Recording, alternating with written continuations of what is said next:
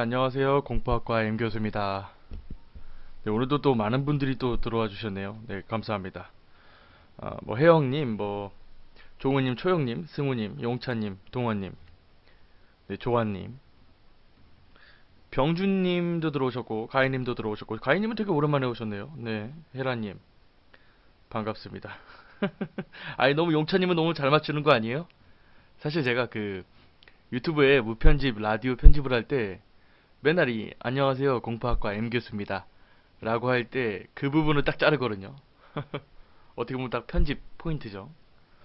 네, 태연님 안녕하세요. 되게 오랜만에 오셨네요, 오늘 다들. 시험 중 대부분 아니신가요? 네, 홍성님 안녕하세요. 자, 오늘 같은 경우는 홍성님이랑 희찬님은 네, 반드시 계셔야 됩니다. 네, 본인들께서 제보해주신 이야기를 오늘 꼭 다룰 거예요. 네, 반갑습니다. 현성님은 기다리세요. 감사합니다. 기영님도 되게 오랜만에 오셨네요. 반갑습니다. 저희 공포라디오는 항상 월수금 밤 11시에 진행을 하니까 언제든지 시간 되실 때 오시면 좋을 것 같아요. 대현님 장례식장 이야기 제가 편집했는데 하도 안 들어오셔가지고 안 들려드렸어요. 어때요? 좀 시크하죠? 그래요. 아니 근데 유튜브 구독자가 점점 늘고 있긴 해요. 벌써 몇 명이지? 340명이에요. 340명. 네. 댓글 달아주시면 그렇게 기분이 좋을 수가 없어요. 특히 오늘 용찬님께서 뭐였지? 뭐였더라? 뭐, 아이, 뭐였더라? 아이유, 아이유 서티? 뭐 이상한 거 얘기 하셨는데, 신기하더라고요. 자, 아무튼. 오늘 이제 시험 기간 중이신 분들도 분명히 계실 것이고, 시험 때문에 정말 고통스러운 나날들을 보내고 계시겠죠? 아마 끝나신 분들은 뭐 어쩔지 모르겠지만은, 네. 그래요. 자, 오늘 이야기는 이제 희찬님이랑 홍성님께서 제보해주신 본인들의 경험담이 있고요. 그리고 오늘은 조금은 이해력이 필요할 겁니다. 일부러 되게 모호하면서도 해석을 해야 되고, 뭐라 해야 될까, 한 번의 이야기는 굉장히 껄쩍지근하면서도 어려울 수 있는, 하지만 무서운 그런 이야기들만 모아왔어요. 그래서 조금 어, 들으시는데, 물론 제가 다 설명을 해드릴 거니까 너무 부담은 갖지 마시고요. 네. 앨리스님 안녕하세요. 애인한테 구독하라고 시켜야겠어요. 또 깨알 자랑해주시고. 그래요. 네. 우리가 오늘 처음 들었던 노래는 015B라는 가수인데, 버벌진트 아시나요? 그 버벌진트가 피처링했던 되게 오래된 노래죠. 처음 버벌진트 이제 나올 때. 네. 015B의 그녀에게서 전화가 오게 하는 방법이라는 되게 중이 하는 그런 사춘기의 학생들이 들으면 참 밤잠을 설치는 그런 노래예요. 저만 그러진 않겠죠. 네. 앙식님은 시험 공부하는데도 머리가 아픈데 이야기마저 어렵네요. 그렇게 어렵진 않아요. 근데 한번 들으면 이제 그러니까 직접 보여드리는 게 아니라 귀로 듣는 거기 때문에 조금 어려울 수 있다는 점. 네. 아웃라스트 2 언제부터 하실 건가요? 지금 컴퓨터 조립을 네, 신청을 했고요. 올 겁니다. 네, 오면은 이제 어떻게 될지 모르겠는데 지금 저희가 이제 사실 공포 라디오를 80화까지만 진행을 하기로 했잖아요. 그래서 80화를 하고 이제 공포 라디오를 이제 관둘지 고민하고 있습니다. 어떻게 될지는 몰라요. 아마 상황이 좀 많이 바뀌어서. 네, 선동님 안녕하세요. 자, 그러면 우리 월요일 날 네, 아주 고통스러운 월요일 날 밤 첫 번째 이야기는 대망의 그렇게 무섭다고 말씀해주신 꼭 제보하고 싶다고 말씀해주셨던 우리 희차님의 제보를 가지고 들어보겠습니다. 아마 여러분들 여우창문 알고 계시죠? 이렇게 손으로 해가지고 예전에 제가 한번 보여드렸었는데 보여드린 게 아니라 이제 게시물도 올렸었고 라디오에서도 말씀을 드렸었고 손으로 이제 깍지를 낀 다음에 그걸 가지고 창문을 보면 이제 귀신이 보인다. 되게 오컬트라고 하기에는 조금 뭐라 해야 될까 조금 되게 쌈마이한 네, 그런 되게 어렸을 때의 네, 추억이죠. 네, 그거에 관해서 이제 희찬님께서 직접 경험하신 이야기였죠. 네, 그래서 어, 첫 번째 이야기는 희찬님의 이야기를 한번 들어보겠습니다. 스팀으로 나오나요? 네, 스팀으로 나옵니다. 그래요. 자, 어쨌든. 자, 첫 번째 이야기 먼저 들어보고, 그리고 나서 우리 또 얘기해봐요. 네.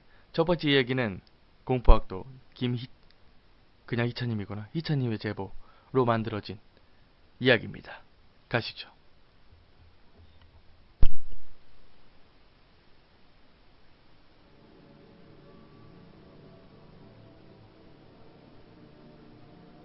이 이야기는 공포학도 희찬님의 제보입니다.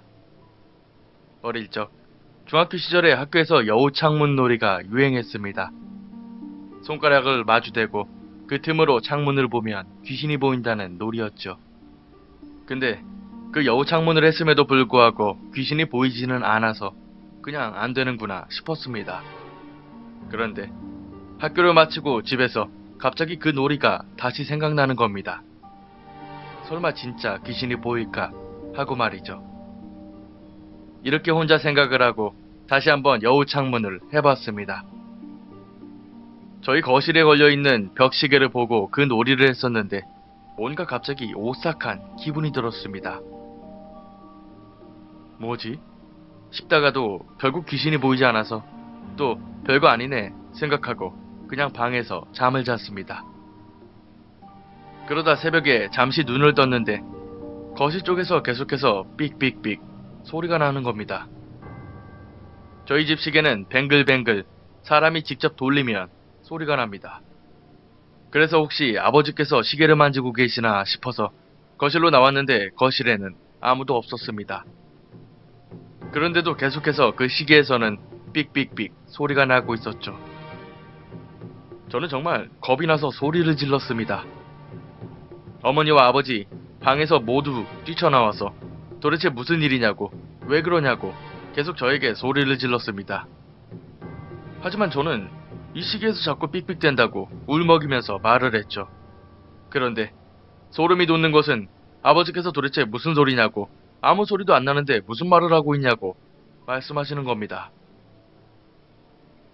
분명 그 와중에도 제 귀에서는 계속 시계 소리가 삑삑 들리고 있는데 말이죠.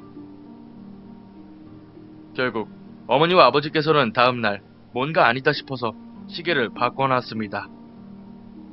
제가 그렇게 학교를 가서 그날 같이 여우 창문을 했던 친구들에게 그 이야기를 했는데 그 친구들도 하는 얘기가 나도 뭔가 봤다, 무슨 소리가 들렸다, 뭐뭐 했다 다양한 이야기를 꺼내놨습니다. 그 여우 창문 놀이가 진짜 귀신을 불렀던 거죠.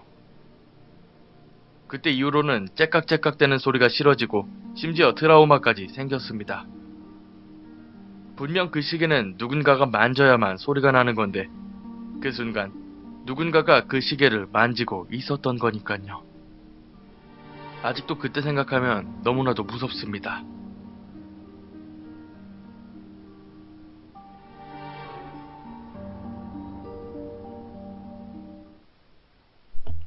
자, 첫 번째 이야기 우리 이제 김희찬님의 제보를 한번 들어보셨는데요. 어떠세요? 사실 우리가 어렸을 때만 해도 여우 창문부터 시작해서 뭐 분신사바, 심지어 저는 어렸을 때 그 위자보드도 한 적이 있어요. 위자보드도 한 적이 있고, 어, 되게 간단한 걸로 쳤을 때는 뭐 솔직히 그거 있죠? 뭐야, 뭐냐 그거 별천지 별천지 뭐 저거 별나라 천국 지옥 그것도 있었는데. 자, 아무튼 뭐 여우 창문을 통해서 귀신을 봤다는 사람들이 정말 존재하긴 합니다. 아마 희차님도 마찬가지겠죠? 특히 시계 소리가 새벽이면은 정말 크게 들리거든요. 근데 게다가 그게 그냥 들리는, 그러니까 그러니까 저절로 들리는 소리가 아니라 분명 누군가가 만져야지만 나는 소리임에도 불구하고 그게 아무도 만지지 않고 있었는데도 네, 소리가 나고 있었다. 뭐 누군가가 왔겠죠? 희찬님에게 직접 가서 네, 시계를 만지작 만지작. 근데 중요한 것은 이제 친구분들도 같은 비슷한 네, 경험들을 했다는 거 보니까 아마 그 순간에 여우 창문이 잘 통하지 않았나. 근데 사실 그게 진짜 좋은 게 아니에요. 사실 어떻게 하든 오컬트, 그러니까 되게 오컬트라 그러니까 되게 막 전문적이고 막 누구는 안 할 것 같고 이런 것처럼 들릴 수도 있겠지만은 네, 그게 성공하는 건 그렇게 좋은 게 아니죠. 특히나 이제 분신사바도 마찬가지고. 뭐 나홀로 숨바꼭질도 비스무리합니다. 나홀로 숨바꼭질, 위자보드, 뭐 분신사바, 여우창문 성공했다고 하는 사람들 중에서 진짜 피해를 안 보는 사람들이 없어요. 그게 단순하게 이제 희차님처럼 정신적으로 피해를 입든 혹은 네, 육체적으로 피해를 입든. 근데 이제 그런 일들이 발생을 하게 되면은 실제로 안 좋은 일들이 벌어지기 마련이죠. 저희 집에는 저 때문에 이제는 째깍째깍 소리 들리는 것은 다 버려버렸습니다. 그래요? 네. 규민님은 저는 전 방송 보고 올게요. 네. 아우, 정우님 오셨구나. 뭐예요? 뭐 퇴근하셨어요? 되게 오랜만에 오시네요. 네, 봉수님 안녕하세요. 잘 때 조용하면 시계 소리 들리지 않나요? 그러니까 이제 벽걸이 시계뿐만이 아니라 우리 그 알람 시계만 해도 그 틱틱틱 소리가 나요. 근데 새벽에 고요할 때 그 소리를 듣고 있으면 진짜 무섭죠. 아, 그리고 여러분 어차피 방송 보시는 분들은 대부분은 매거진을 구매하셨던 분들이니까 그냥 말씀을 드릴게요. 오늘 3호 인쇄소로 넘어갔습니다. 아마 주말부터 판매를 할 수 있을 것 같긴 한데, 네. 뭐 어차피 많이 안 사가니까요. 편안하게. 보여드리고 싶은데 있나? 없구나. 색깔이 되게 선홍색이에요. 커버색이. 네, 아마 뭐 직접 보시면 좋겠죠? 뭐지? 버퍼에서 방송이 안 들려. 버퍼요? 아유. 페이스북 방송의 한계. 퇴근하고 밥 먹고 세안하고 왔어요. 되게 고급진 단어를 쓰시네요. 세안. 우리는 대충 세수. 혹은 깡그리 모아가지고 이제 씻고 왔다. 예, 버퍼 있으신 분들은 다시 나갔다가 들어오시면, 네, 귀찮으시더라도 나갔다 들어오시면 좋을 것 같아요. 어, 어쨌든, 네, 첫 번째 이야기 같은 경우는 사실 저는 크게 못 느끼겠어요. 제가 뭐 나홀로 숨바꼭질도 직접 해봤지만은 딱히 이제 이상한 일은 없어가지고 제가 되게 정말 뭐라 해야 될까, 정말 하나도 틀리지 않고 정말 완벽하게 했었거든요. 근데도 불구하고 이제 큰 일은 없더라고요. 확실히 좀 분위기가 달라지긴 했는데 뭐 TV가 꺼졌다던가 귀신이 나왔다던가 뭐 인형이 움직였다던가 그런 일들은 없었죠. 그래서 한간에는 이제 나홀로 숨바꼭질 같은 경우는 그런 일들이 있어요. 그러니까 어, 괜히 거짓말하는 것이다 퍼뜨리려고, 네, 그런, 네, 썰도 돌았죠. 아, 개소름. 회장님 내일 병원 예약. 왜요? 회장님은 볼링을 못 치겠다고? 볼링을 왜 못 쳐요? 어디 뭐 놀러 가셨나요? 어, 전 지난번 이야기 때 겪었던 일 때문에 계단의 트라우마가. 그러니까 이게 사실 저도 말씀드렸지만 이제 저는 물 못 가요. 저는 물 진짜, 여러분들 한국에는 물이 어때요? 한강을 보던 혹은 뭐 바다를 보던, 특히 이제 뭐 서해안이나 한강이나 뭐 금강이나 이런 것도 마찬가지인데 안 보이잖아요. 그쵸? 분명 수심이 그렇게 깊은 게 아닐 텐데도 아무것도 안 보이고 완전히 시꺼매가지고, 네. 그래가지고 저는 한번 물 빠져서 이제 죽을 뻔해가지고, 아우, 전 물 쳐다보기만 해도 막 소름이 돋아요. 진짜로. 그래서 뭐 수영장에서 이제 락스물 칠한 그런 깨끗한, 그러니까 보기 깨끗한 그런 물 아니고서는 들어가질 못합니다. 웬만하면. 뭐 한, 무릎 정도 오면은 들어가겠죠. 그것도 못 들어가면 저는 어떻게 목욕을 하죠? 네. 자, 근데 두 번째 이야기가 조금은 빡세요. 이거 처음 듣고 이해하면은 되게 무섭습니다. 이해라기보다도 이제 이게 몸으로 확 와닿는 분들이 계시는 반면에 몸으로 와닿지 않는 분들은 이제 뭐 이게 뭐 어쩌라고 이렇게 얘기하시거든요. 근데 이게 만약에 몸으로 확 와닿는 분들은 진짜 엄청난 공포를 느끼게 되죠. 네. 두 번째 이야기는 발자국입니다. 발자국. 뭐 뚜각뚜각뚜각뚜각 이런 뭐 발자국도 좋은데 그런 발자국이 아니라 되게 심오한 발자국이에요. 네. 인명구조요원이야. 아, 정우님은 인명구조요원이에요. 대박이다. 다들 진짜 짱짱하시구나. 인명구조요원이면은 거의 뭐 자격증이랑 자격증 다 갖고 계실 거 아니에요. 그쵸? 이거 지금 시작하는 거예요? 제가 올린 거 들으셨나? 이해가 안 되는 걸 올려도 얘기 안 하겠죠? 아, 선지님이요? 선진님도 제보를 보내주셨어요. 어제 제가 다 읽어봤는데, 어, 제, 제가 솔직하게 말씀드리면은 도저히 제가 이해를 못하겠어요. 네. 그래서 선진님 이야기 같은 경우는 다 같이 네, 글로 이렇게 보고 선진님이 좀 설명을 해주시면 좋을 것 같아요. 그러니까 선진님께 왜 그런 일들이 발생하는지부터 시작해서, 그러니까 그런 이유가 분명히 있으리라고 전 생각이 들거든요. 근데 제가 마음대로 추측해서 쓰기가 좀 어려워서, 아무튼 뭐 두 번째 이야기 먼저 들어보고 그리고 선진님 이야기는 같이 한번 네, 다 같이 해봐요. 대현님 이야기는 제가 수요일 날 들려드릴게요. 수요일 날. 네. 어차피 수요일 날도 금방 오지 않습니까, 그죠? 대현님. 네, 첫 바따로 바로 그냥 쏴드릴 테니까. 네. 그래요. 두 번째 이야기 발자국. 그리 길지 않습니다. 약 4분짜리니까 네, 들어보시면 좋을 것 같아요. 자, 두 번째 이야기 바로 한번 가볼게요.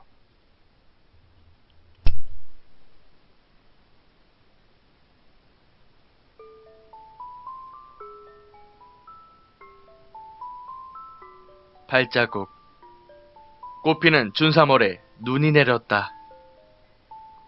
3월에 내리는 눈은 그리 희귀한 것도 아니지만 나는 왠지 소녀 감성에 젖어 흥분해버렸다. 마침 날도 어두컴컴하고 눈앞에는 발자국 하나 없는 새하얀 눈밭이 펼쳐져 있었다. 나는 이리저리 고개를 돌려 지나가는 사람이 있는지 확인하고 과감하게 구두를 벗어던졌다.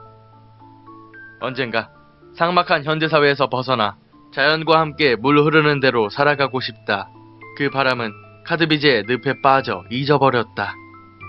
매달 월급은 들어오는 족족 신용카드 빚을 갚는데 다 날아가고 또다시 카드로 한 달을 살아가는 매일. 내게는 아주 작은 일탈이라도 머리를 상쾌하게 하고 큰 소리로 웃을 수 있는 사건이 필요했다. 나는 높은 구두를 손에 들고 눈을 밟았다.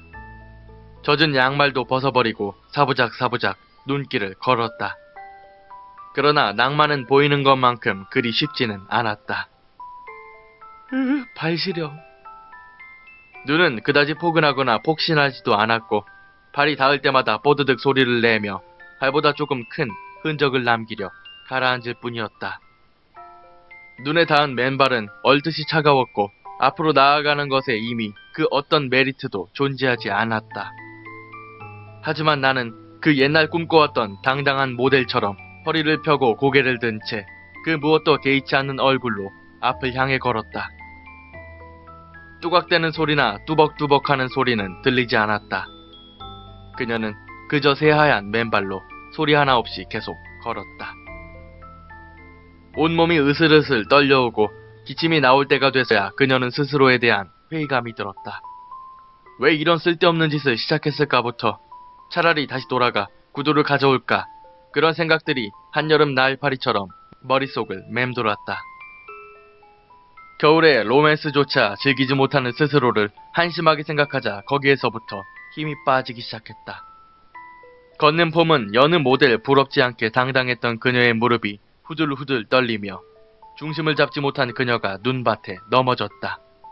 재수없이 돌부리에 걸렸는지 무릎은 쓰라렸고 그 자리에 주저앉은 여자는 그저 울고만 싶었다. 뜨끈한 눈물방울이 차갑게 식어 눈가에 고이자 흐르기도 전에 얼어버렸다. 눈밭에 고개를 처박은 여자는 어깨를 꼼지락꼼지락 움직여 땅바닥에 박힌 고개를 돌렸다. 얼굴을 돌린 그녀의 눈앞에는 스스로가 걸어온 발자국이 한눈에 들어왔다. 새하얀 눈밭에 유일하게 나있는 흔적은 그리 이쁘지도 않은 모양의 발자국이었다. 멍청하게 스스로가 눈밭을 더럽힌 줄도 모르고 로맨스니 뭐니 시끄럽게 떠들어댄 것이다. 여전히 하늘에서 내리는 새하얀 눈은 무덤가의 봉분처럼 걸음을 멈춘 그녀의 온몸을 덮었다. 다음날 뉴스에는 언제나와 비슷한 기사들이 방송됐다.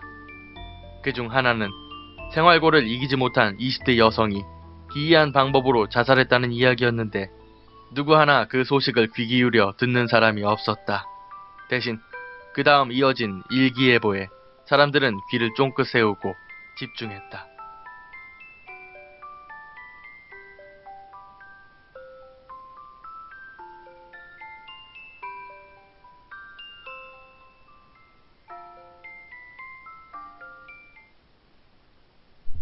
자, 두 번째 이야기 발자국 듣고 오셨습니다. 조금 이게 되게 잔인하면서도 되게 무서운 이야기예요. 귀신이 나오는 게 아니죠. 하다못해 뭐 누군가가 누구를 죽인다거나 그런 이야기가 아니라 어, 이제 뭐 이해하신 분들도 계시겠지만 조금 이해하기 어려우신 분들도 분명히 계셔요. 특히 이제 뭐 초영님께서 아까 말씀하신 대로 신용카드 빚만큼 무서운 게 없죠 라고 이야기하셨잖아요. 그쵸? 신용카드 빚에 매일매일 허덕이고 단 하루도 뭐 그냥 뭐 자연으로 돌아가서 뭐 자유롭게 살고 싶다라는 그런 꿈을 갖고 있었는데 그럴 시간이 전혀 없었던 거라고 네, 이야기를 하죠. 근데 그러다가 이제 눈이 내리는데 그 눈을 보고 예전에 그 소녀 감성이 떠오르면서 네, 맨발로 눈 위를 걷습니다. 그러다 결국 지친 그녀는 네, 쓰러지죠. 그리고 그 위를 눈이 다시 덮습니다. 그 말인즉슨 이제 죽었단 얘기겠죠. 그게 자살이든 아니든 간에 죽었습니다. 근데 뉴스에서는 여느 때와 같이 매번 그런 일들이 있지만은 그 누구 하나 관심을 가져주지 않고 오히려 일기예보, 내일 혹은 오늘 날씨가 어떨지에 대해서 좀 더 관심을 크게 갖는다. 되게 삭막한 분위기 자체를 좀 어떻게 보면 되게 잘 풀어낸 것 같아요. 제 생각에는.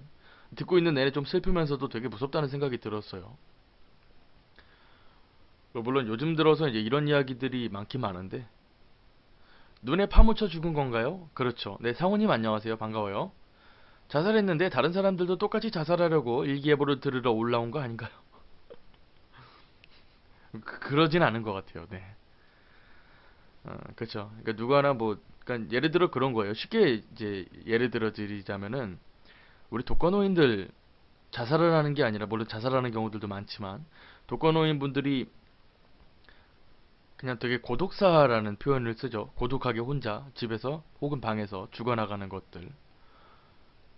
근데 그런 거는 이제 잘 모르죠. 그리고 이제 몇 년 전에 그런 일도 있었죠. 예술인, 그 작가였는데 너무 배가 고픈데 먹을 돈이 없고 힘도 없고 그래서 윗집 아줌마한테 가가지고 네, 그 종이를 딱 붙여놓죠. 현관에다가 쌀이랑 김치 남는 거 있으면 좀 주세요 라고 했는데 어, 방에서 이제 굶어 죽었어요. 되게 슬픈 예술인의 네, 단면을 보여주는 거였는데 그것도 하루 이틀이고 결국 다 없어지고 또 아무리 예술인들을 뭐 지원해준다 뭐 그런 이야기들이 지금 돌고 있지만은 그때부터 근데 실제로 사각지대도 굉장히 많아가지고 네, 지원받기도 어렵고 또 게다가 또 젠트리피케이션이라고 요즘 오히려 예술인들이 네, 예술 공간에서 쫓겨나는 네, 그런 일들도 많아졌죠. 그러니까 이런 것도 자체가 되게 무서운 거예요. 그러니까 우리 어차피 보고 듣고 말지만은 그 사람들은 자신들의 삶과 이제 생이 걸려 있는 일들이잖아요. 근데 그것마저 뺏겨버리면 살고는 싶지만 살 수 없는 세상에서 살아가는 거겠죠. 근데 우리는 그걸 잘 모르죠. 그러니까 똑같은 얘기겠죠. 이 이야기랑 지금의 우리의 이야기랑 요즘은 자기 자신이 피해 안 보면 나 몰라라 그런 거겠죠. 그럼요. 요즘 살기 힘드니까 그러니까 우리나라 사람들이 막 정이 없어서 그래. 그게 아니라 서로가 다들 살기 힘드니까 그렇죠. 그잖아요, 그죠? 나 살기도 바쁜데 누가 누굴 도와 뭐 이런 식으로 생각하는 사람들이 많을 수밖에 없는 것 같아요. 그거는 네. 되게 슬픈 현실 무섭죠 이제는. 여러분 꼭 투표는 합시다. 네, 누구 뽑으라는 얘기는 안 하겠지만은 꼭 투표는 물론 투표 안 하는 것도 뭐 자신의 자유일 수도 있겠지만은 투표 안 하면 안 할수록 저 사람들은 우리 무시해요. 그렇죠? 우리가 저쪽에 대해서 이제 얘기할 수 있는 소리칠 수 있는 유일한 방법은 뭐 고작 투표밖에 없는 것 같지만 되게 큰 의미를 가지고 있죠. 자 어쨌든 선진님 이야기 한번 봐볼까요 우리? 선진님 이야기가 이건데 저희가 도저히 이해를 못하겠어요. 그러니까 제목이 물귀신이에요.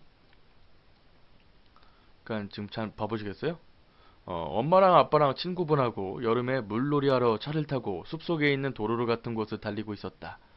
그러나 한참 달리고 있을 무렵 냇가에 웬 할아버지가 눈은 없고 다리가 없는 채로 나를 보고 있었다.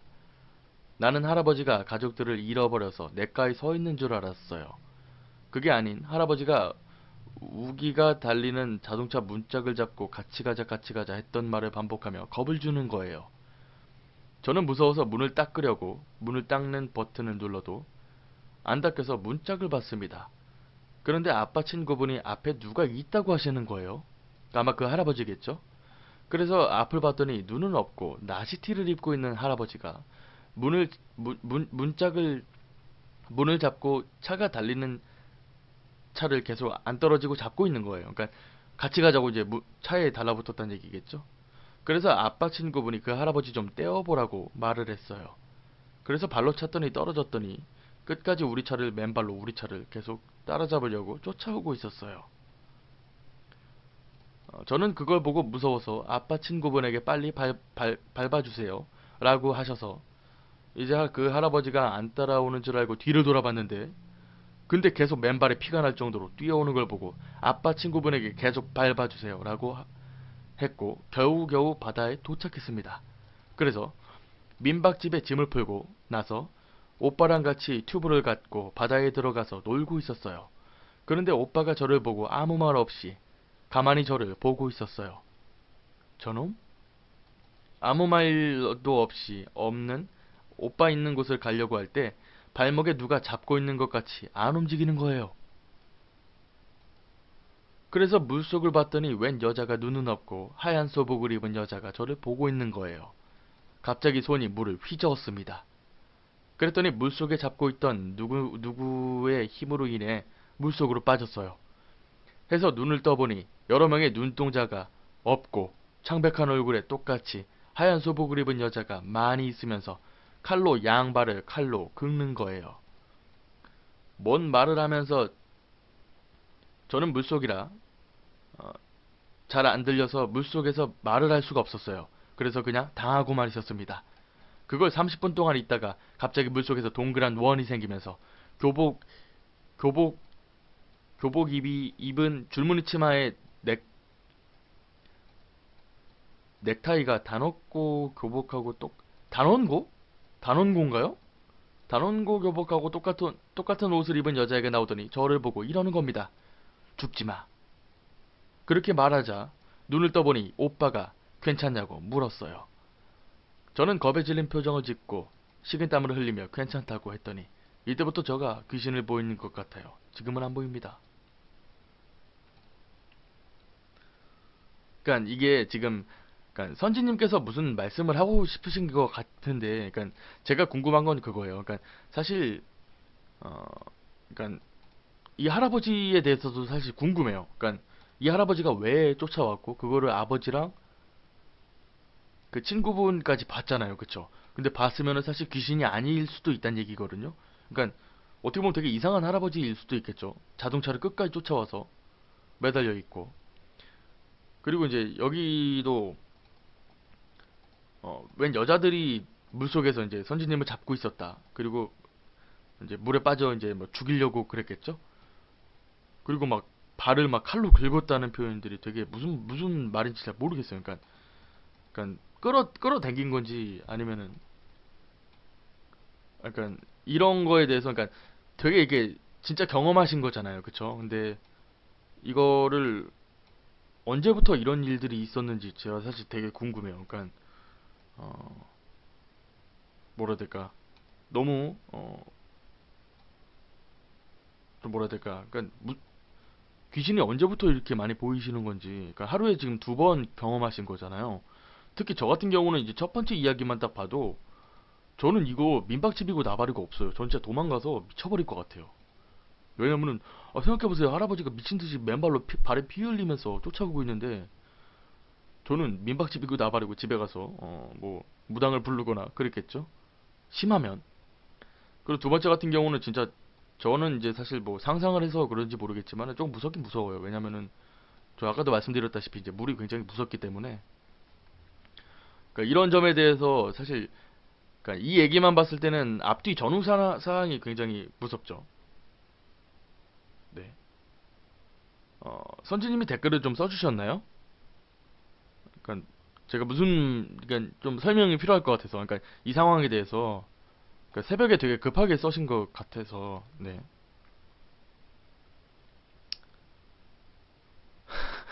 수능 언어 영역 푸는 느낌이에요. 오늘 왜 이렇게 끊기냐고요? 버퍼가 조금 안 좋긴 안 좋습니다. 네. 그때의 충격이 아직도 가시지 않은 것 같아요. 제가 고스트를, 선지님이 달아주셨네요.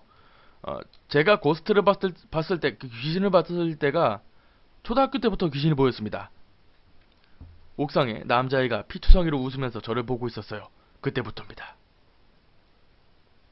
그러니까 원래부터 이제 귀신을 많이 보시긴 보셨나봐요. 그러니까 제가 이 이야기를 뭐 각색을 하든 들려드리는 좋은데, 근데 그 전후사항을 조금 얘기를 해주시면은 좋을 것 같아요. 왜 갑자기 남자 귀신을 봤는지. 네. 어쨌든 좀 부탁드리겠습니다. 그리고 이제 세 번째 이야기 같은 경우는 제목이 이사입니다. 이사. 여러분들 아마 사시면서 뭐 보통 그러신 분들은 안 계시겠지만 이사를 다녀보신 적이 한 번 이상은 있겠죠? 아무리 그래도. 그쵸? 저만 해도 이사를 한 번, 두 번, 세 번, 네 번 다녔으니까. 근데 이제 우리가 그러니까 부모님과 같이 이사를 하는 것과 우리 스스로가 독립을 해서 이사를 하는 것은 확실히 의미가 좀 다르겠죠? 어쨌든 이사 처음부터 끝까지 우리가 다 해야 되니까. 아마 여기도 분명 이제 그런 경험을 하신 분들이 계시겠죠? 네, 그래서 세 번째 이야기는 제목은 이사인데 조금 이거 무섭습니다. 근데 조금 기묘한 것도 있어요. 네. 근데 이제 들으시면서 그렇게 무섭다고 생각은 안 하시게끔 녹음을 하려고 그랬는데 무서우신 분들도 분명히 계시리라 생각이 됩니다. 다들 이해를 못 하시는구나. 그래요. 그럼 뭐 다음에 이제 선지님이 따로 연락을 해서 메시지로 설명을 해주시면 좋을 것 같아요. 자, 그러면은 세 번째 이야기 이사 바로 한번 들어보고 또 다른 이야기 한번 해봐요. 약 4분짜리니까 짧습니다. 네, 바로 한번 가보겠습니다.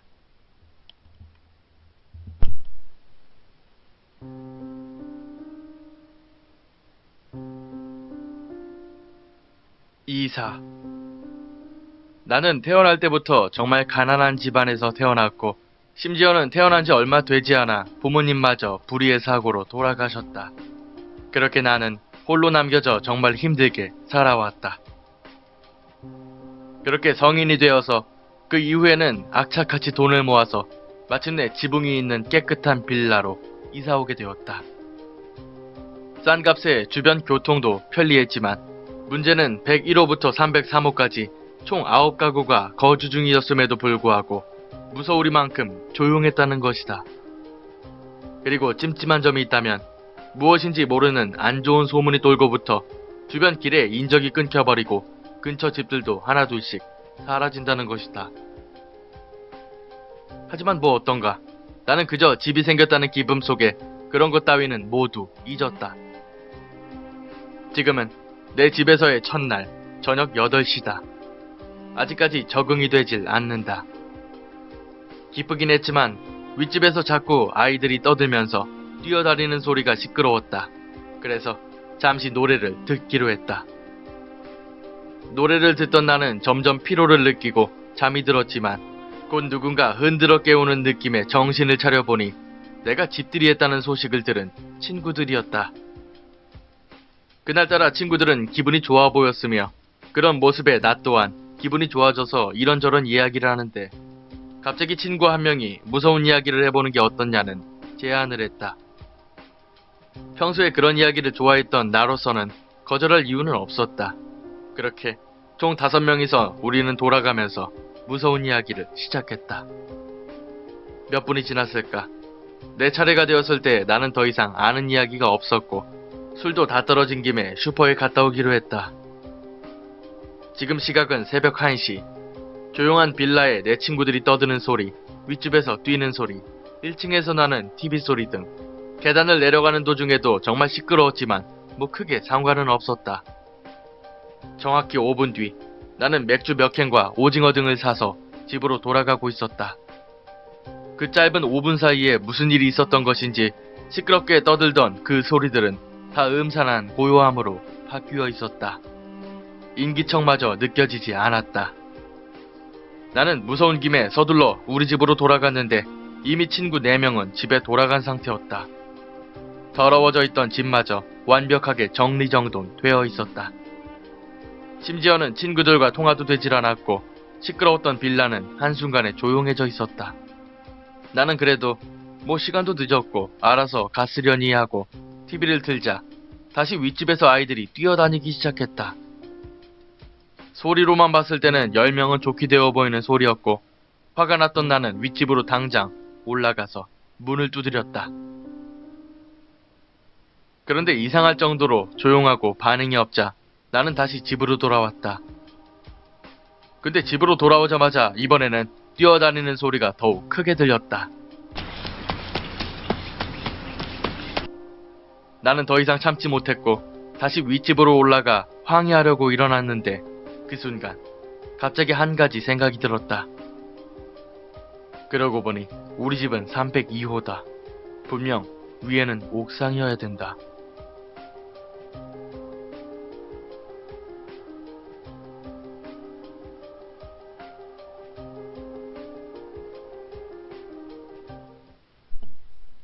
개소름. 개소름이죠? 네. 어, 정확하게 말씀드리면은 이 집은 귀신 들린 집입니다. 말이 안 되는 게 어떻게 5분 사이에 그 술 먹고 있던 친구 4명이 갑자기 싹 사라지고 윗집에서 위에서 이제 옥상에서 누군가가 뛰어다녔다는 얘기죠. 그것도 아이들이 10명 이상이. 귀신 들린 집이에요. 진짜 있어요. 근데 여러분 아마 귀신보다도 제 생각에는 이제 도깨비 집 아닌가 생각이 드는데 도깨비 집에 가면은 보통 현상들이 이래요.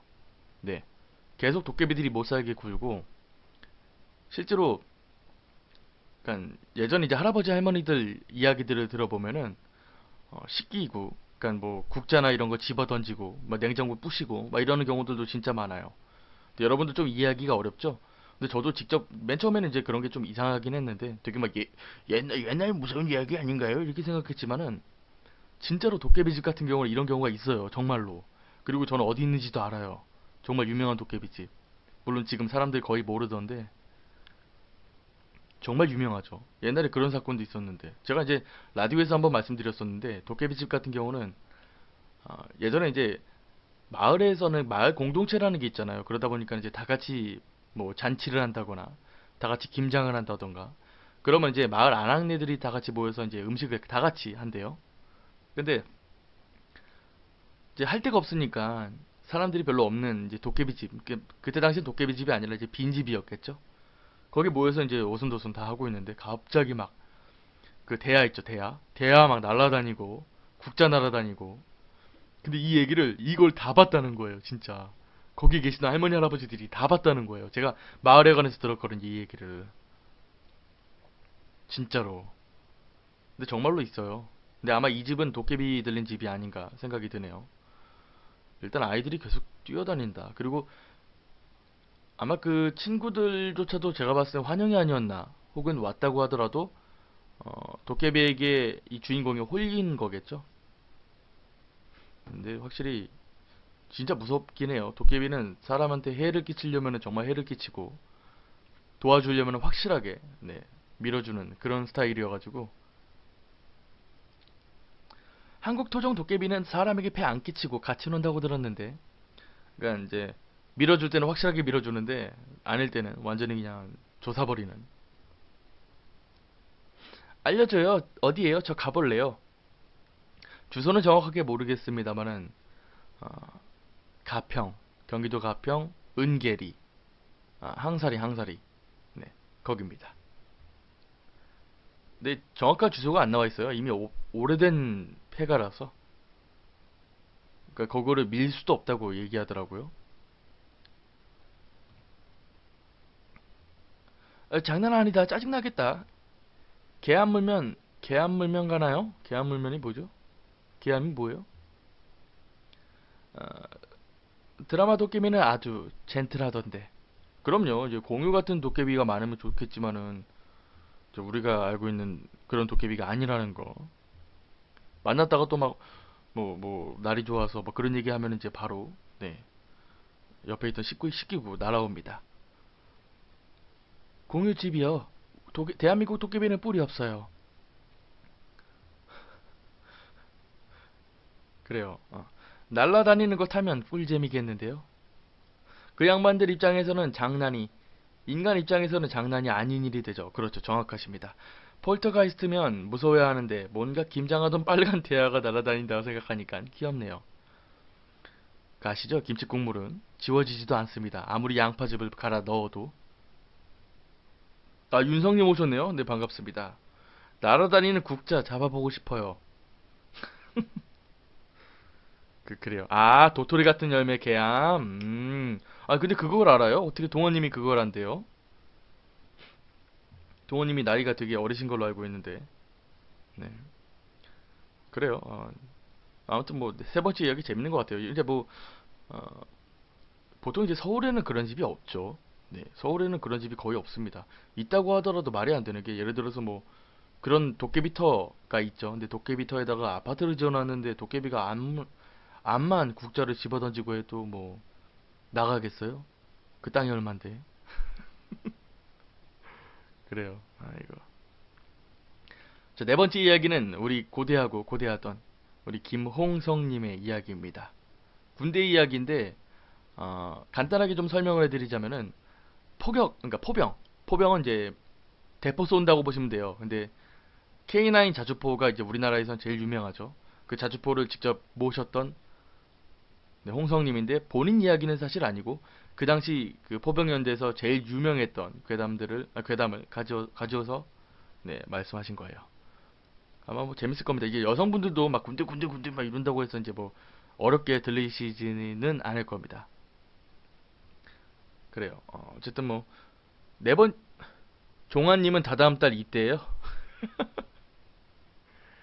야, 너무 고통스러우시겠는데. 그래요. 윤성님 군대 이야기 제보해야 되는데 깜빡했어요. 네, 보내주세요. 자, 네 번째 이야기 먼저 한번 들어볼게요. 이거는 7분짜리입니다. 네, 7분 동안 들어보고, 네, 그 다음 이야기 한번 진행해봐요.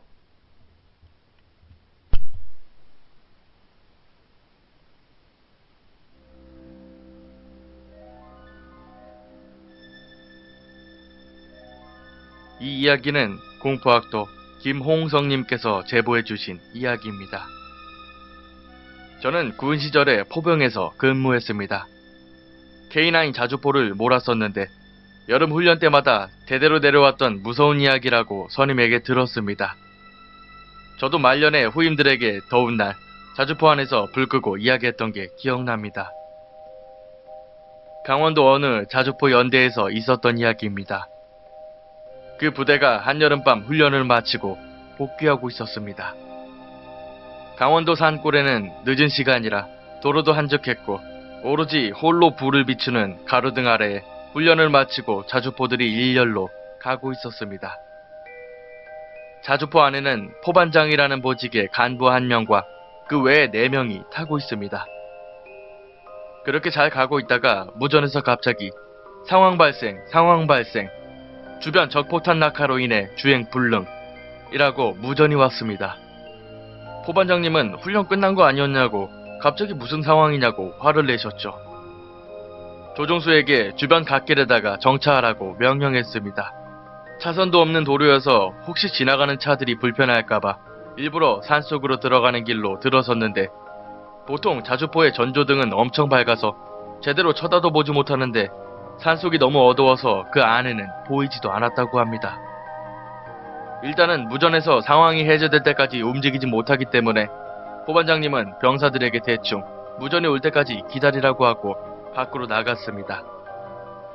10분 뒤 고참들도 못 참겠는지 하나둘씩 밖으로 나가고 제일 막내인 이등병 A병사만이 자주포 안에서 무전 대기를 하고 있었습니다. 무전에서는 지지직 잡음만 들릴 뿐 30분이 넘도록 아무 지시가 없었습니다. 잠시 후 포반장님의 목소리가 들려왔습니다. 야, A야, 무전 온 거 없냐? 라고 물었고 A병사는 이병 A, 네, 아무런 지시사항 없었습니다. 라고 대답했습니다. 그리고 다시 잠잠해졌고 A병사는 기다리다 지쳐 잠깐 졸다가 잠에서 깼습니다. 무전기는 여전히 지지직 소리만 들리고 밖에는 포반장님과 고참들의 소리도 들리지 않았습니다. 이상한 느낌이 들었던 A병사도 자주포 밖으로 나왔습니다. 주변은 온통 어두워서 보이질 않았고 벌레 울음소리와 부엉이 소리만 들렸습니다. 더 이상했던 것은 주변의 포반장님과 고참들이 어디론가 사라졌다는 겁니다. 순간 너무 무서운 느낌이 들어서 A병사는 어깨에 걸쳤던 소총을 들고 주변을 살피기 시작했습니다. 그러다 갑자기 어디선가 야! A야! 일로와! 라고 소리가 들렸습니다.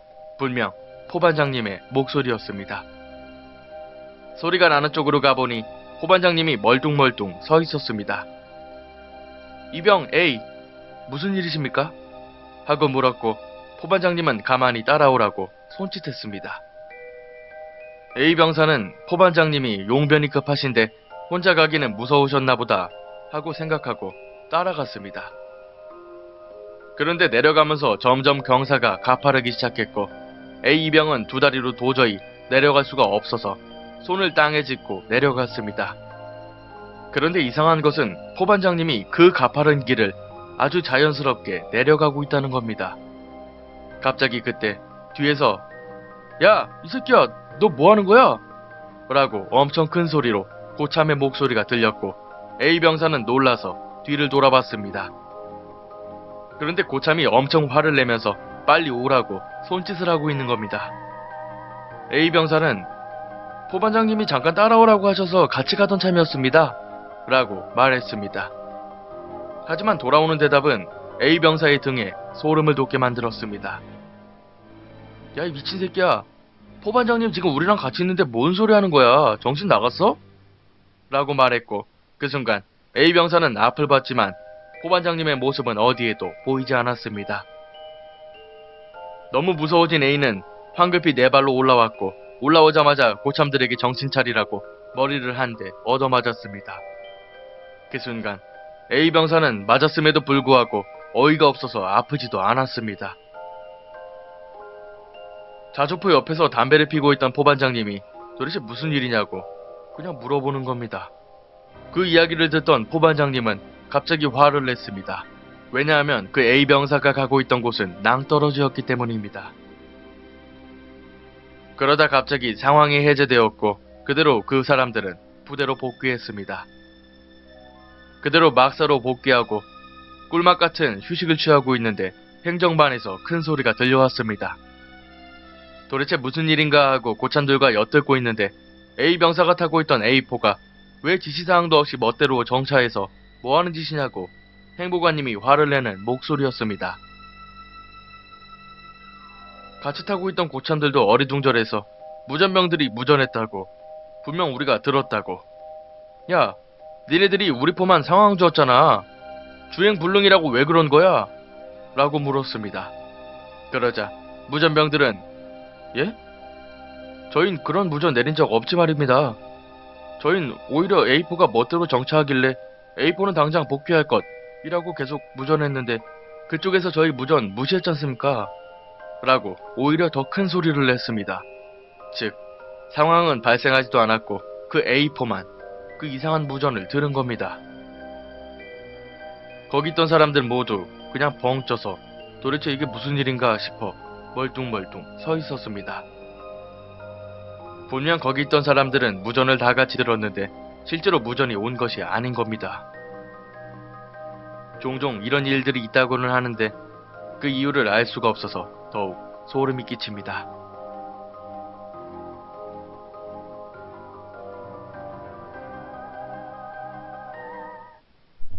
네, 뭐 몇 사단인지 모르겠지만은 어쨌든 포병에 관련한 되게 유명한 괴담을 한번 듣고 오셨는데요.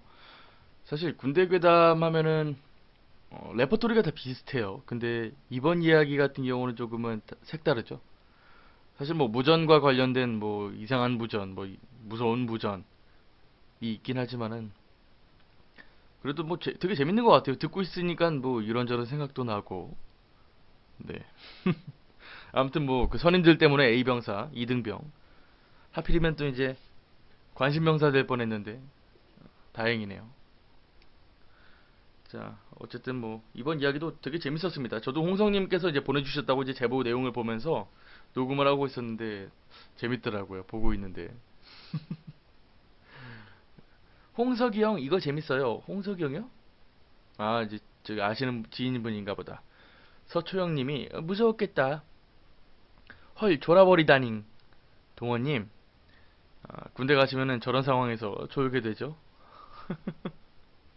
지금이나마 들으러 왔어요. 시험이 빡세네요. 대희님. 시험 빡세죠. 아이고 요번 주만 좀 고생을 하세요. 요번 주만 고생하시면은 또 이제 어, 기말고사가 금방 오니까 괜찮을 거예요. 저는 상민님은 21사단 65연대 나오셨어요. 저는 의경 나왔는데요. 행정대원이었습니다. 얼마나 전 서울에서 군복무를 해가지고 아, 맨날 나왔어요. 맨날 나와가지고 맨날 집에 가고 그래서 어머니가 이제 그만 좀 나오라고 군생활에 뭔지 모릅니다. 정순우님께서 앙시가 공부해야지 이런 곳에서 도대체 뭐하고 있니?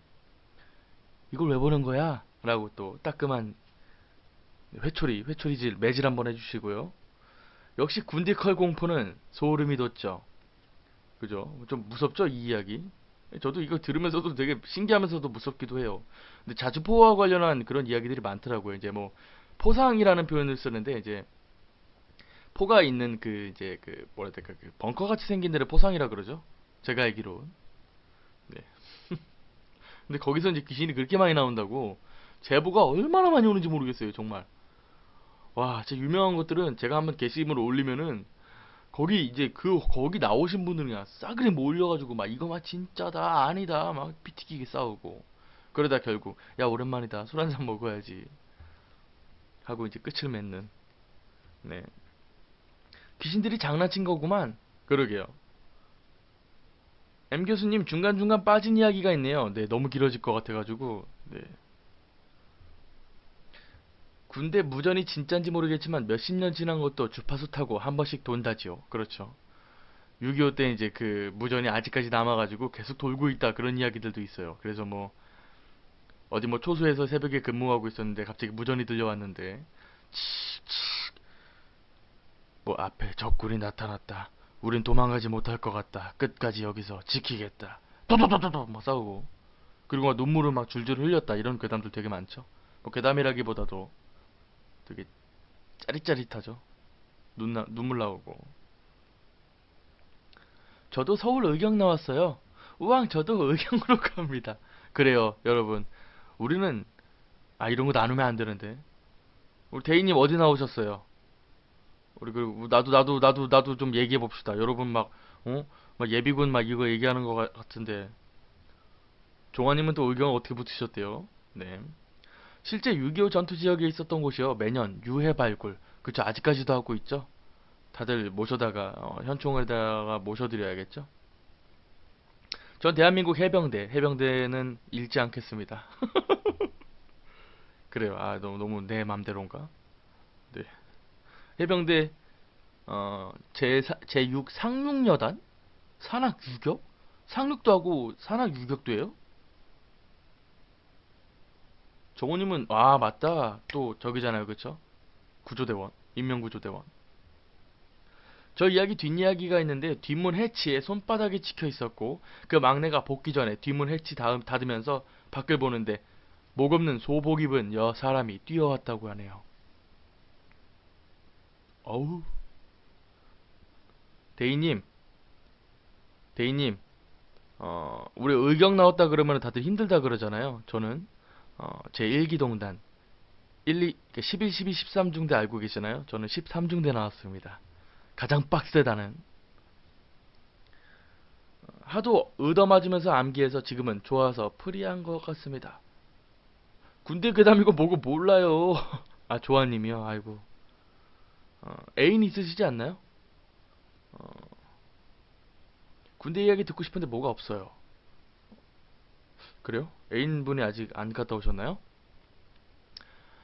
우리 이제 5번째 이야기가 남았는데 우리가 저번에 이제 SF 호러, SF 공포에 대해서 조금 다뤄봤었는데 조금 마지막이 좀비에 관련한 이야기였잖아요. 근데 마지막이 조금 허무맹랑했죠, 사실. 그래서 우리 5번째 이야기는 완전히 SF의 끝을 달립니다. 제목은 인류 마지막 날. 장난 없죠? 인류 마지막 날. 이름만 들어도 엄청 빡셀 것 같아요. 그쵸? 네, 그래서 이 이야기도 되게 그러니까 이해하시는데 어렵지는 않을 거예요. 근데 되게 재밌을 것 같아요. 네, 그러니까 어디선가 누군가가 소설을 쓸 만한 그런 이야기인데 따지고 보면 조금 무섭기도 무서워요. 그리고 마치 되게 먼 미래를 예측하고 있는 듯한 이런 느낌에 네, 그 출처를 그 근원은 알 수 없는 공포심이 몰려오기도 하죠. 찬미님 안녕하세요. 헐 단셋. 저는 가만히 있어야겠어요. 저 행정대원이었습니다. 이병 때부터 행정대원 해가지고 뭔지 몰라요. 세계제전 Z 이런 필인가요? M 교수님 목소리가 환상게임에 나오는 귀랑 목소리랑 비슷하세요. 환상게임이 그 날아오르라 주작 그건가요?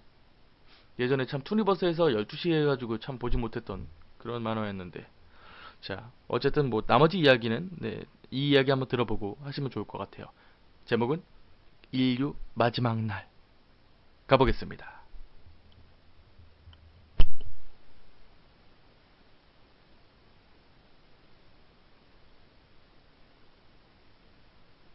인류 마지막 날. 소행성이 접근하는 중이라고 했다. 나사는 여느 때와 같이 지구를 비껴갈 것이라고 공식 입장을 발표했으나 위스콘신 주립대학 천문학 교수 폴 벤의 양심 고백 이후 본물 터지듯 쏟아져 나오는 연구 결과들은 나사의 입장을 완벽하게 부정하고 있었다. 폴 벤은 나사와 미국 정부가 사람들을 안심시키고 큰 혼란이 일어나는 것을 막기 위해 거짓말을 하고 있다고 주장했다. 그러면서 소행성의 정확한 크기와 예측 궤도, 지구와의 충돌 날짜까지 상세히 밝힌 논문을 발표했다. 어느 인터뷰에서는 지구 종말은 정말로 다가오고 있으며 언제까지고 세계 인류를 속이고 기만하는 행위는 할 수 없다고 밝히며 어떠한 형태로든 종말에 대비하라고 말했다. 폴벤 교수 이후 잇따라 같은 내용의 연구 결과를 밝힌 과학자들은 모두가 그의 주장에 동조하며 미 정부 기관을 비판했다. 종말이 다가온다는 것은 사실이었다. 운석도 아닌 소행성이 이 행성과 충돌하면 지구상의 안전한 장소는 단 한 평도 남지 않게 될 것이라고 그들은 말했다. 종말이 다가온다는 것은 사실인 모양이었다. 삽시간에 전 세계는 혼란 그 자체가 되어가고 있다. 범죄가 만연했으며 국가들은 비상사태를 선포하고 강경 대응을 벌였다. 계엄령을 선포한 나라마저도 있었다. 거리거리마다 폭력이 있었고 총격이 있었으며 선열이 있었다.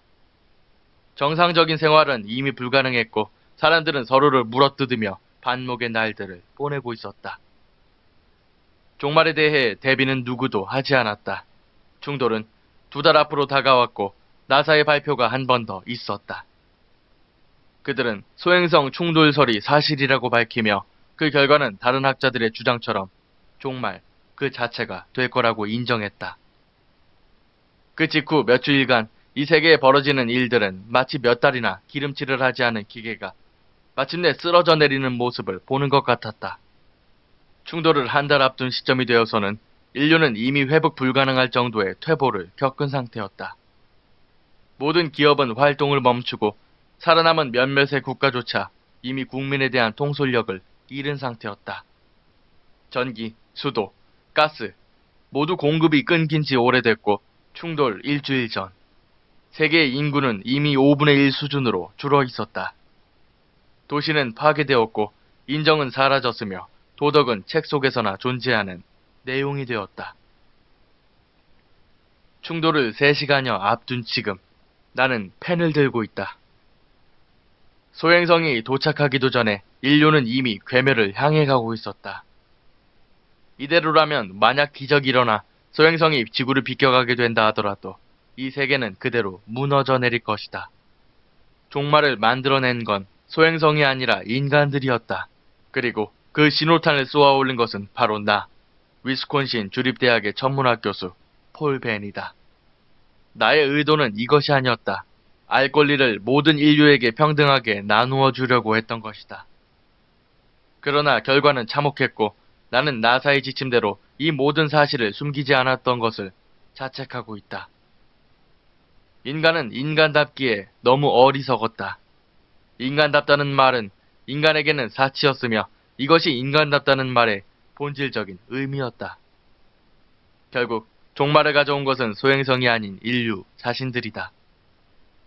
코앞으로 다가온 소행성의 충돌은 그저 마지막 책장을 넘기는 역할일 뿐 차라리 모든 것을 숨겼어야 했다. 창밖으로 내다본 거리에는 좀비 영화 마냥 먹을 것을 찾아다니는 거렁뱅이 몇이 보인다. 북서쪽 하늘을 올려다봤다. 빛이 빠르게 다가오고 있다.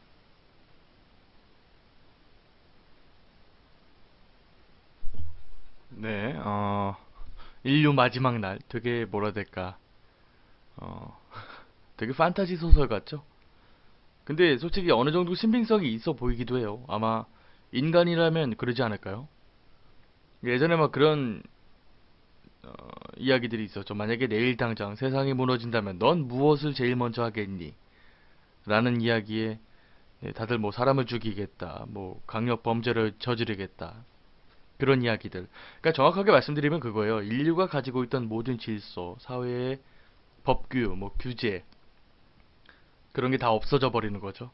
그러니까 자기 마음대로 하는 사람들이 60억 명 정도가 생긴다라는 겁니다. 그것도 굉장히 빠르게 변화가는.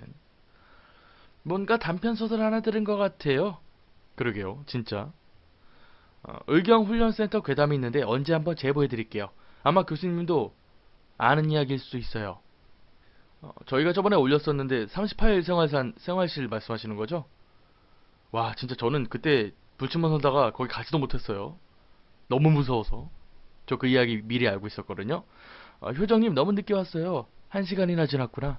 그러게요. 물론 뭐 마지막 이야기 짧지만은 하나 더 있습니다. 오늘따라 페북에 에러가 많이 나네요. 그래서 이제 80화까지만 진행을 해야 될 것 같아요. 도저히 이제 페이스북에서는 페이스북의 마지막 날이 오고 있다. 여러분들은 다들 혼란에 빠지시겠죠. 그렇다는 거.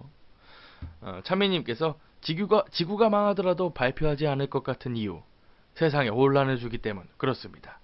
어제와 똑같은 삶을 살아야 한다고 그러죠. 대부분. 교수님 군필자신가요? 그럼요. 네. 때론 진실보단 거짓을 숨기는 게 좋기도 하죠. 그렇죠. 어떻게 보면 되게 선의의 거짓이죠. 벽지 이야기인가요? 네, 벽지 이야기요. 아주 군대 얘기하면 안 돼요. 그러면 또 난리 납니다.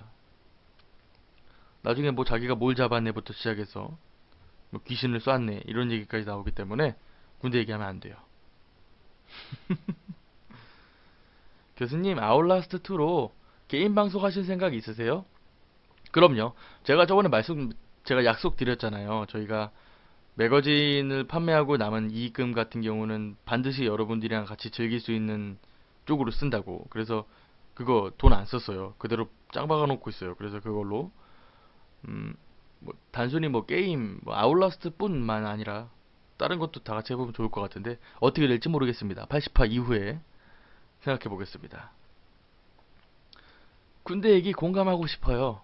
그렇죠. 이제 사실 이제 여성분들 같은 경우는 군대를 뭐 갈 이유가 없잖아요. 그렇죠? 그러니까 당연히 모르는 게 맞죠.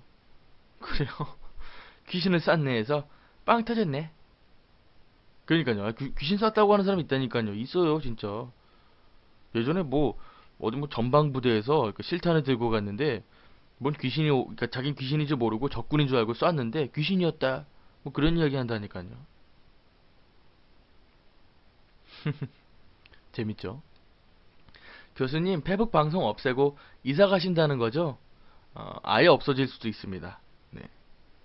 지금 정확하게 제가 판단을 못해요. 사실 거의 혼자 운영을 하고 혼자 생각을 하고 있기 때문에 어떻게 될지는 모르겠어요. 저도 어, 이제 휴학을 안 할 것 같아서 어떻게 될지 모르겠습니다. 좀 고민을 좀 더 많이 해야 돼요. 지금 제가 당장 결정을 내릴 수가 없어서. 그렇죠. 실탄 쏘면은 부대가 뒤집히죠. 당연하죠. 실탄을 발사하는 순간부터 네, 모든 부대는, 전 부대는 비상이 걸립니다. 고동현님, 네, 반갑습니다. 처음인데 무서운 이야기 해주시나요? 아유, 그럼요. 당연하죠. 근데, 안타깝게도 이야기는 하나밖에 안 남았고 굉장히 짧은 이야기밖에 없네요. 도와드리고 싶다. 어떻게 도와드릴 수 있죠? 상진님이 지려버리는 무서운 이야기 하나 해주세요. 하나밖에 없는데요. 이거 들으면 좀 지릴 수도 있는데 이해 못하면 안 지립니다. 이해 못하면 어떻게 되냐면 이 이야기 듣다가 이번 이야기 3분도 안 되거든요. 근데 이야기 듣다가 오 대박 하시는 사람이 있고 그리고 뭔 개소리야? 뭐하는 라디오야 이거 새끼야 이러고 끝나시는 분들도 계시고 태연님이 상진님 거울 한번 봐보라고 친구 부리시겠죠? 아니면 싸움 나겠죠. 운영자가 더 필요하면 한가한 인간 여기 있어요. 아니요. 저는 제 선에서 모든 것을 다 끝낼 겁니다. 그래요. 아직 뭐 결정된 거 없으니까 여러분들이랑 나중에 이야기 한번 해봐요. 자, 마지막 이야기. 네, 택시. 제목은 택시입니다. 택시. 되게 잘 들으셔야 돼요. 댓글 막 치면서 어쩌고저쩌고 하다가 이제 이야기 못 들으면은 이 무슨 소리야 이게 막 이렇게 갑니다. 네, 2분 30초밖에 안 돼요. 잘 집중해 보세요. 바로 갑니다.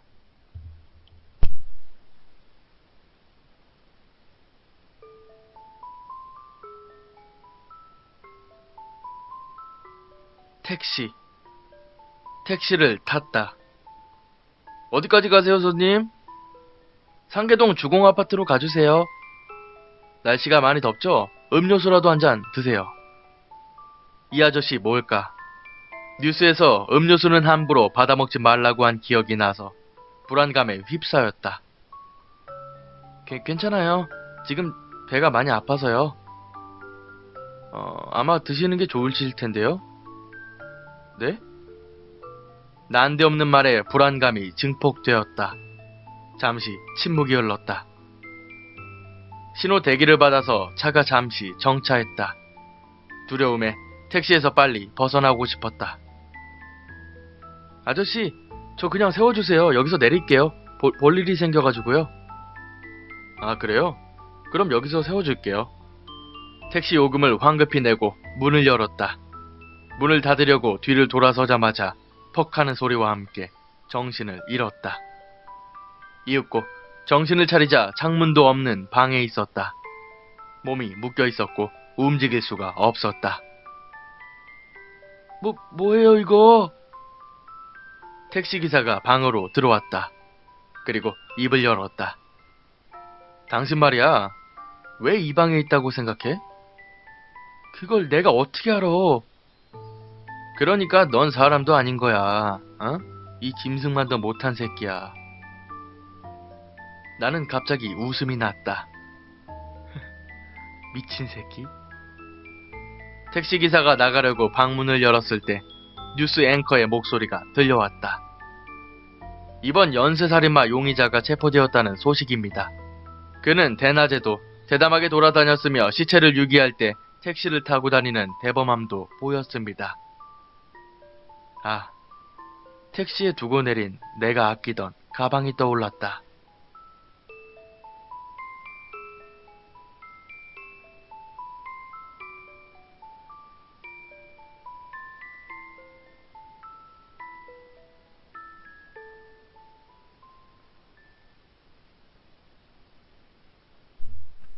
네, 오늘의 마지막 이야기, 택시.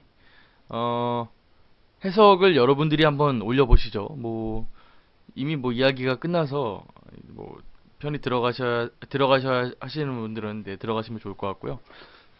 자, 무슨 얘기일까요, 이게? 이게 지금 인터넷상으로는 이제 글로 올라왔었는데, 해석이 두 가지로 나뉩니다. 네. 끝난 건가요?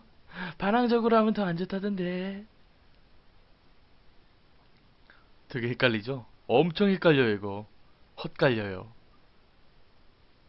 그렇죠. 이제 첫 번째 해석 같은 경우는 경찰이 잠복을 해가지고 이 사람을 잡았다. 라는 건데, 그래서 이제 지금 취조실에 데려왔다. 라는 거죠. 취조실 같은 경우는 이제 창문이 없잖아요. 그쵸?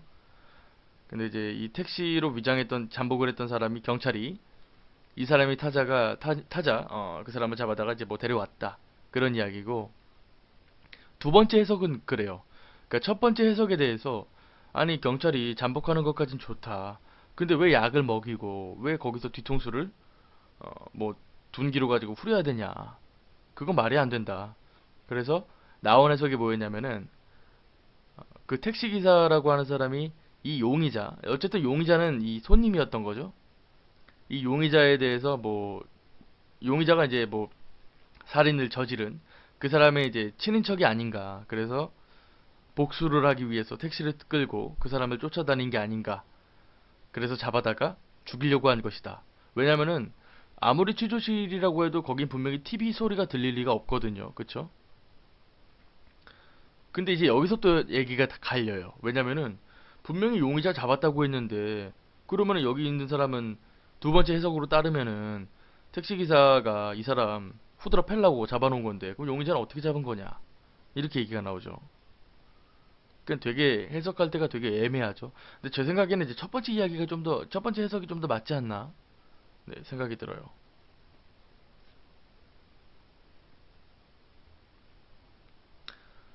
어, 택시기사가 살인범인데 손님 하나 잡아서 용의자로 잡은 거 아닌가요? 그렇죠. 이 해석도 있어요. 진짜. 택시기사가 원래 살인범인데 손님 하나 잡아다가 용의자로 만들어버렸다. 뭐 그런 이야기들도 있는데 되게 애매해요. 사실. 택시기사가 범인인가요? 교수님 저 질문이 있는데요. 유튜브에 올리신 것 중에 뒷모습인가? 어느 부분에서 무서워해야 되는지 알려주세요. 어... 내용이 뭐였죠? 녹음한 게 200개가 넘어가지고 기억이 안 나요. 네. 묶인 상황에 가방이 생각나는 거는 이 비정상 아닌가? 그러니까 확실하게 그 손님으로 탔던 사람이 네, 사이코패스나 되게 제정신이 아닌 사람이겠죠. 그러니까 살인마가 맞겠죠. 그게 더 설득 있는 것 같아요. 범인이 하나가 아니라고서. 그렇죠. 검거는 경찰이 하는 거니까요. 가방은 뭐죠? 그렇죠. 요번 마지막 이야기에 아마 여러분들이 좀 많이 헷갈릴 거라고 예측을 했습니다. 남건우님 안녕하세요. 반가워요. 어떡하죠? 벌써 이야기가 끝났는데. 월수금 밤 11시 하니까 언제든지 놀러 오시면 그때 들려드릴게요. 마지막 대사 중에 가방을 두고 내렸다. 이것도 무슨 의미가 있는 건가요? 아니죠, 사실. 네, 너무 겁에 질려서 뭐 도망가려고 가방을 두고 내렸다 뭐 그런 표현인 것 같은데 크게 네, 저긴 없는 것 같아요.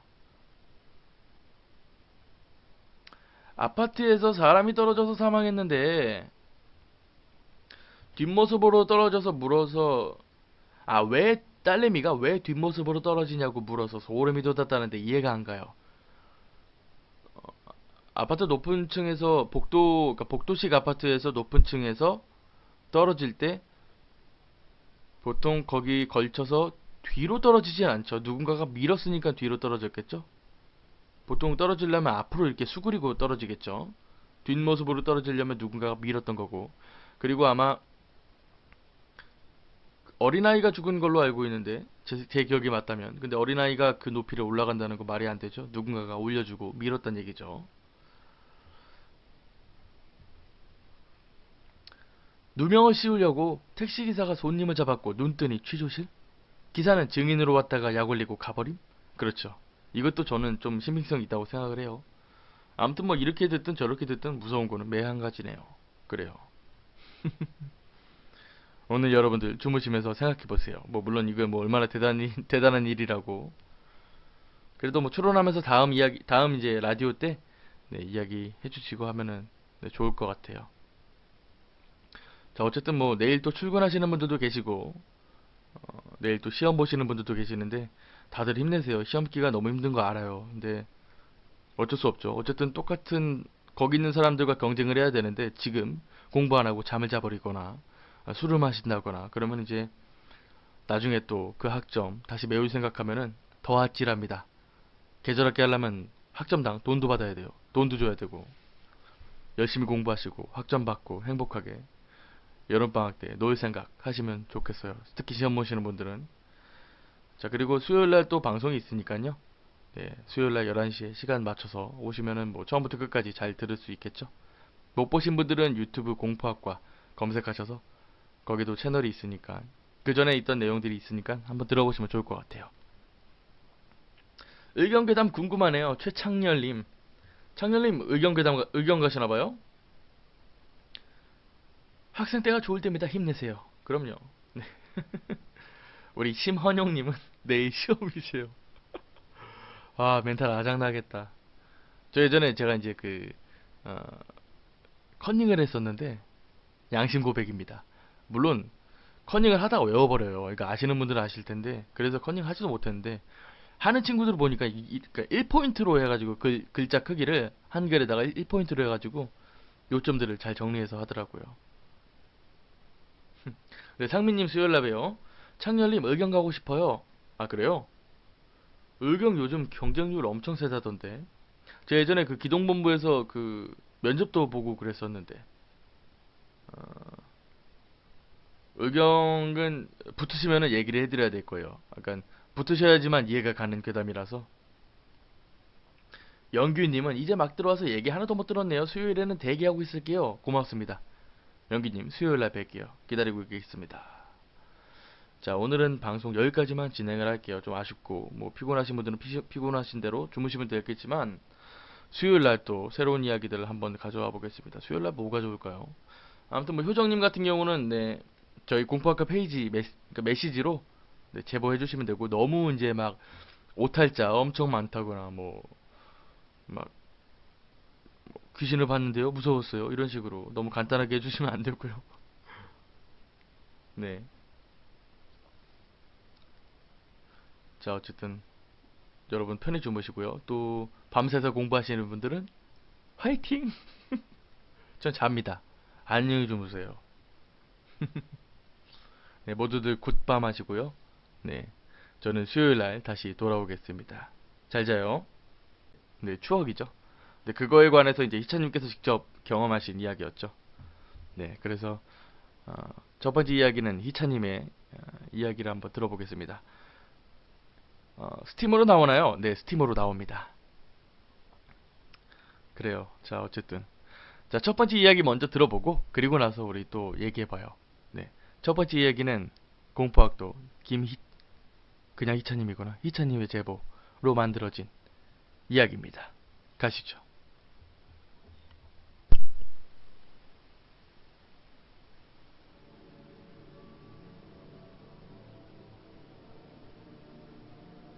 이 이야기는 공포학도 희찬님의 제보입니다. 어릴 적 중학교 시절에 학교에서 여우 창문 놀이가 유행했습니다. 손가락을 마주대고 그 틈으로 창문을 보면 귀신이 보인다는 놀이였죠. 근데 그 여우 창문을 했음에도 불구하고 귀신이 보이지는 않아서 그냥 안 되는구나 싶었습니다. 그런데 학교를 마치고 집에서 갑자기 그 놀이가 다시 생각나는 겁니다. 설마 진짜 귀신이 보일까 하고 말이죠. 이렇게 혼자 생각을 하고 다시 한번 여우 창문을 해봤습니다. 저희 거실에 걸려있는 벽시계를 보고 그 놀이를 했었는데 뭔가 갑자기 오싹한 기분이 들었습니다. 뭐지? 싶다가도 결국 귀신이 보이지 않아서 또 별거 아니네 생각하고 그냥 방에서 잠을 잤습니다. 그러다 새벽에 잠시 눈을 떴는데 거실 쪽에서 계속해서 삑삑삑 소리가 나는 겁니다. 저희 집 시계는 뱅글뱅글 사람이 직접 돌리면 소리가 납니다. 그래서 혹시 아버지께서 시계를 만지고 계시나 싶어서 거실로 나왔는데 거실에는 아무도 없었습니다. 그런데도 계속해서 그 시계에서는 삑삑삑 소리가 나고 있었죠. 저는 정말 겁이 나서 소리를 질렀습니다. 어머니와 아버지 방에서 모두 뛰쳐나와서 도대체 무슨 일이냐고, 왜 그러냐고 계속 저에게 소리를 질렀습니다. 하지만 저는 이 시계에서 자꾸 삑삑댄다고 울먹이면서 말을 했죠. 그런데 소름이 돋는 것은 그러니까 되게 오컬트라 그러니까 되게 막 전문적이고 막 누구는 안 할 것 같고 이런 것처럼 들릴 수도 있겠지만은 네, 그게 성공하는 건 그렇게 좋은 게 아니죠. 특히나 이제 분신사바도 마찬가지고. 뭐 나홀로 숨바꼭질도 비스무리합니다. 나홀로 숨바꼭질, 위자보드, 뭐 분신사바, 여우창문 성공했다고 하는 사람들 중에서 진짜 피해를 안 보는 사람들이 없어요. 그게 단순하게 이제 희차님처럼 정신적으로 피해를 입든 혹은 네, 육체적으로 피해를 입든. 근데 이제 그런 일들이 발생을 하게 되면은 실제로 안 좋은 일들이 벌어지기 마련이죠. 저희 집에는 저 때문에 이제는 째깍째깍 소리 들리는 것은 다 버려버렸습니다. 그래요? 네. 규민님은 저는 전 방송 보고 올게요. 네. 아우, 정우님 오셨구나. 뭐예요? 뭐 퇴근하셨어요? 되게 오랜만에 오시네요. 네, 봉수님 안녕하세요. 잘 때 조용하면 시계 소리 들리지 않나요? 그러니까 이제 벽걸이 시계뿐만이 아니라 우리가 알람 시계만 해도 그 틱틱틱 소리가 나요. 근데 새벽에 고요할 때 그 소리를 듣고 있으면 진짜 무섭죠. 아, 그리고 여러분 어차피 방송 보시는 분들은 대부분은 매거진을 구매하셨던 분들이니까 그냥 말씀을 드릴게요. 오늘 3호 인쇄소로 넘어갔습니다. 아마 주말부터 판매를 할 수 있을 것 같긴 한데, 네. 뭐 어차피 많이 안 사가니까요. 편안하게. 보여드리고 싶은데 있나? 없구나. 색깔이 되게 선홍색이에요. 커버색이. 네, 아마 뭐 직접 보시면 좋겠죠? 뭐지? 버퍼에서 방송이 안 들려. 버퍼요. 아유. 페이스북 방송의 한계. 퇴근하고 밥 먹고 세안하고 왔어요. 되게 고급진 단어를 쓰시네요. 세안. 우리는 대충 세수. 혹은 깡그리 모아가지고 이제 씻고 왔다. 예, 버퍼 있으신 분들은 다시 나갔다가 들어오시면 네, 귀찮으시더라도 나갔다 들어오시면 좋을 것 같아요.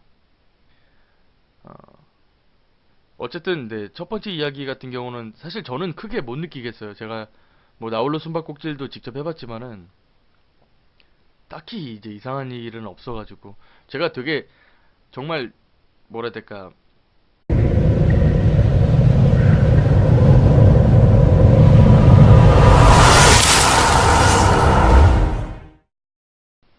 네, 안녕하세요. 공포학과 M 교수입니다. 네, 오늘도 또 많은 분들이 또 들어와 주셨네요. 네, 감사합니다. 뭐 혜영님, 뭐 종우님, 초영님, 승우님, 용차님, 동원님, 네, 조한님, 병준님도 들어오셨고 가희님도 들어오셨고 가희님은 되게 오랜만에 오셨네요. 네, 혜라님 반갑습니다. 아니 너무 용차님은 너무 잘 맞추는 거 아니에요? 사실 제가 유튜브에 무편집 라디오 편집을 할 때 맨날 이 안녕하세요 공포학과 M 교수입니다 라고 할 때 그 부분을 딱 자르거든요. 어떻게 보면 딱 편집 포인트죠. 네, 태연님 안녕하세요. 되게 오랜만에 오셨네요 오늘 다들. 시험 중 대부분 아니신가요? 네, 홍성님 안녕하세요. 자, 오늘 같은 경우는 홍성님이랑 희찬님은 네, 반드시 계셔야 됩니다. 네, 본인들께서 제보해주신 이야기를 오늘 꼭 다룰 거예요. 네, 반갑습니다. 현성님은 기다리세요. 감사합니다. 기영님도 되게 오랜만에 오셨네요. 반갑습니다. 저희 공포라디오는 항상 월수금 밤 11시에 진행을 하니까 언제든지 시간 되실 때 오시면 좋을 것 같아요. 아, 대현님 장례식장 이야기 제가 편집했는데 하도 안 들어오셔가지고 안 들려드렸어요. 어때요? 좀 시크하죠? 그래요. 아니 근데 유튜브 구독자가 점점 늘고 있긴 해요. 벌써 몇 명이지? 340명이에요. 340명. 네. 댓글 달아주시면 그렇게 기분이 좋을 수가 없어요. 특히 오늘 용찬님께서 뭐였지? 뭐였더라? 뭐, 아이, 뭐였더라? 아이유, 아이유 서티? 뭐 이상한 거 얘기 하셨는데 신기하더라고요. 자, 아무튼 오늘 이제 시험 기간 중이신 분들도 분명히 계실 것이고 시험 때문에 정말 고통스러운 나날들을 보내고 계시겠죠. 아마 끝나신 분들은 뭐 어쩔지 모르겠지만은 네, 그래요. 자, 오늘 이야기는 이제 희찬님이랑 홍성님께서 제보해주신 본인들의 경험담이 있고요. 그리고 오늘은 조금은 이해력이 필요할 겁니다. 일부러 되게 모호하면서도 해석을 해야 되고 뭐라 해야 될까 한 번의 이야기는 굉장히 껄쩍지근하면서도 어려울 수 있는, 하지만 무서운 그런 이야기들만 모아왔어요. 그래서 조금 어, 들으시는데, 물론 제가 다 설명을 해드릴 거니까 너무 부담은 갖지 마시고요. 네, 앨리스님 안녕하세요.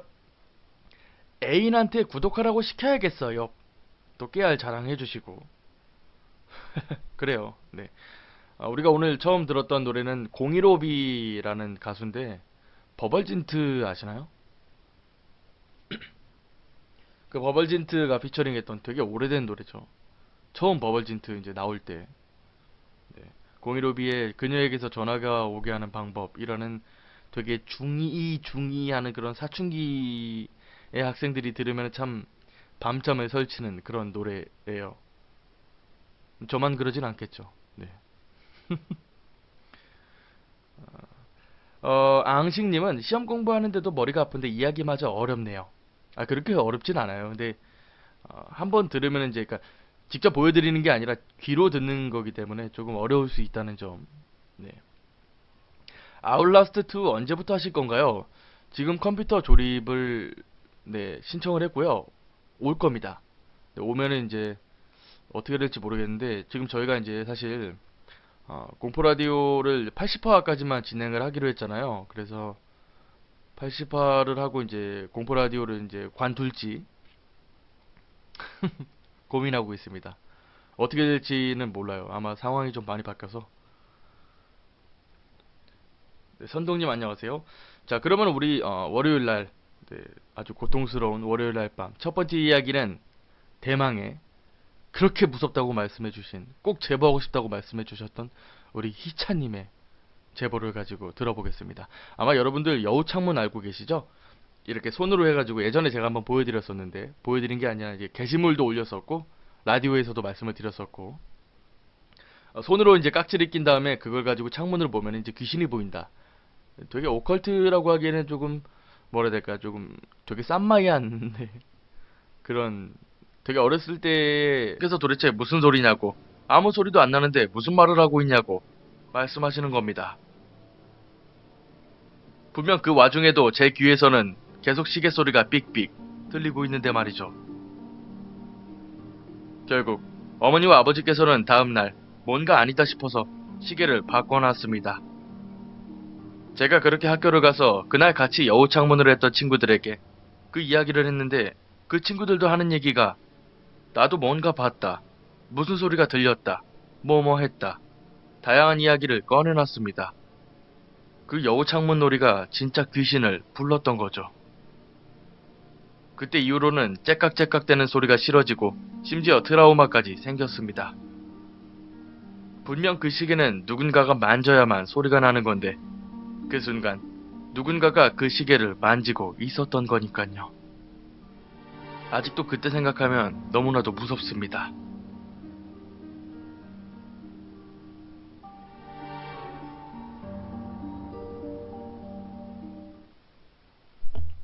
자, 첫 번째 이야기, 우리 이제 김희찬님의 제보를 한번 들어보셨는데요. 어떠세요? 사실 우리가 어렸을 때만 해도 여우창문부터 시작해서 뭐 분신사바, 심지어 저는 어렸을 때 그 위자보드도 한 적이 있어요. 위자보드도 한 적이 있고, 어, 되게 간단한 걸로 쳤을 때는 뭐 솔직히 그거 있죠? 뭐야, 뭐냐 그거, 별천지, 별천지, 뭐죠 그거? 별나라, 천국, 지옥, 그것도 있었는데. 자, 아무튼 뭐 여우창문을 통해서 귀신을 봤다는 사람들이 정말 존재하긴 합니다. 아마 희차님도 마찬가지겠죠? 특히 시계 소리가 새벽이면은 정말 크게 들리거든요. 근데 게다가 그게 그냥 들리는, 그러니까 그러니까 저절로 들리는 소리가 아니라, 분명 누군가가 만져야지만 나는 소리임에도 불구하고 그게 아무도 만지지 않고 있었는데도 네, 소리가 나고 있었다. 뭐 누군가가 왔겠죠? 희찬님에게 직접 가서 네, 시계를 만지작 만지작. 근데 중요한 것은 이제 친구분들도 같은 비슷한 네, 경험들을 했다는 거 보니까 아마 그 순간에 여우 창문이 잘 통하지 않았나. 근데 사실 그게 진짜 좋은 게 아니에요. 사실 어떻게 하든 오컬트